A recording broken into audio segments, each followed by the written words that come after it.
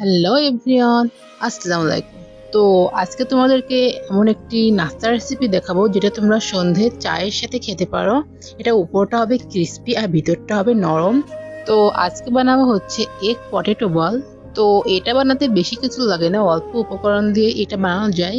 তো চলো কিভাবে বানাতে হয় তোমাদেরকে দেখাই। তো প্রথমে আমি এখানে 2টা ডিম নিয়ে নিলাম। তারপর আমি এখানে একটা আলু ফালি করে কেটে নিয়েছি। এখন আমি এগুলোকে সিদ্ধ করে নিব। তো এটা সিদ্ধ হয়ে গেছে। এখন একটা প্লেটে আলুগুলো নামিয়ে একটা কাঁটা চামচ দিয়ে এটাকে ম্যাশ করে নিব। তো এ পর্যায়ে কিন্তু আলুটা ম্যাশ করা হয়ে গেছে। এখন আমি যে ডিমটা সিদ্ধ করে রাখছিলাম সেটা এখন গ্রেটারের সাহায্যে ভালো করে গ্রেট করে নিব। তো দেখতে পাচ্ছ এ পর্যায়ে আমি ডিম 2টা গ্রেট করে নিচ্ছি। তো দেখো, তো গ্রেট করা শেষ হয়ে গেছে। তো এই পর্যায়ে এখন এর ভিতরে দিব মরিচ কুচি। তো মরিচ কুচিটা দিয়ে তারপর দিব হচ্ছে পেঁয়াজ কুচি। তো পেঁয়াজটা একটু বেশি করে দিবেন, তাহলে একটু খেতে ভালো লাগবে। তো পেঁয়াজটা দিয়ে এখন দিব গুঁড়ো মশলা। এর জন্য দিয়েছি হাফ চামচের মতো মরিচের গুঁড়ো, আর দিব হাফ চামচেরও কম একটু জিরে গুঁড়ো, আর দিব হাফ চামচের কম একটু ধনিয়া গুঁড়ো। তারপর দিব হচ্ছে পরিমাণ মতো লবণ। তো লবণটা স্বাদ অনুযায়ী দিবেন। তারপর দিব হচ্ছে পরিমাণ মতো চালের গুঁড়ো। তো চালের গুঁড়োটা স্কিপ করলে হবে না, এটা কিন্তু অবশ্যই দিতে হবে। তো এখন সব উপকরণগুলো আমি ভালো করে মাখিয়ে নিব। তো এ পর্যায়ে যদি দেখেন এটা একটু শুকনো শুকনো লাগছে, তাহলে আপনারা পানি ব্যবহার করতে পারেন। আমি কিন্তু কোনো পানি ব্যবহার করি নাই। তো আরেকটা জিনিস যেতে ভুলে গেছিলাম, সেটা হচ্ছে হলুদ। তাই দিয়ে দেবো কালারের জন্য একটু হলুদ। তো হলুদটা দিয়ে আমি ভালো করে আবারও মাখিয়ে নিব।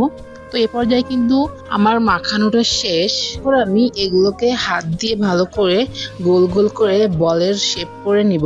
তো দেখো এভাবে ছোট ছোট বলের শেপ করে নিচ্ছি। তো একে একে সবগুলো বল আমি বানিয়ে নিব। তো এ পর্যায়ে কিন্তু আমার এই বলগুলো বানানো শেষ। তো দেখো কতটা সুন্দর লাগছে দেখতে এই বলগুলো। তো এখন চলো এগুলো ভেজে নেওয়া যাক। তো ভাজার জন্য কড়াইতে দিয়েছি তেল। তেলটা গরম হয়ে গেছে। এখন আমি একে একে এই এগ বলগুলো এর ভিতরে দিয়ে দিব। তো এ পর্যায়ে কিন্তু চুলোর আঁচটা বেশি হাই করা যাবে না, লো ফ্লেমে রাখতে হবে। তো এ পর্যায়ে কিন্তু এক পাশ ভাজা হয়ে গেছে। এখন আমি একটা কাঁটা চামচ দিয়ে উল্টিয়ে অবশ্য ভালো করে ভেজে নিব। ভাবেই এপাশ ওপাশ ভালো করে উল্টিয়ে ভেজে নিলেই কিন্তু তৈরি হয়ে যাবে আমাদের সেই স্পেশাল এগ পটেটো বল। এটা উপর থেকে ক্রিস্পি আর ভিতরে কিন্তু নরম। এটা অনেক মজা খেতে। একবার হলো তোমরা সন্ধ্যের নাস্তায় চায়ের সাথে এটা অবশ্যই ট্রাই করো, অনেক ভালো লাগবে আশা করি। আমাদের বাসায় কিন্তু সকলেই এই এগ পটেটো বলটা অনেক পছন্দ করেছে। আশা করি তোমাদের কাছে ভালো লাগবে। তো কথা বলতে বলতে কিন্তু এই এগ পটেটো বলগুলো ভাজা শেষ। এখন একটা প্লেটে নামিয়ে নিব। তো দেখো কতটা সুন্দর লাগছে দেখতে। এটা দেখতে যেমন সুন্দর, খেতেও কিন্তু অনেক মজা।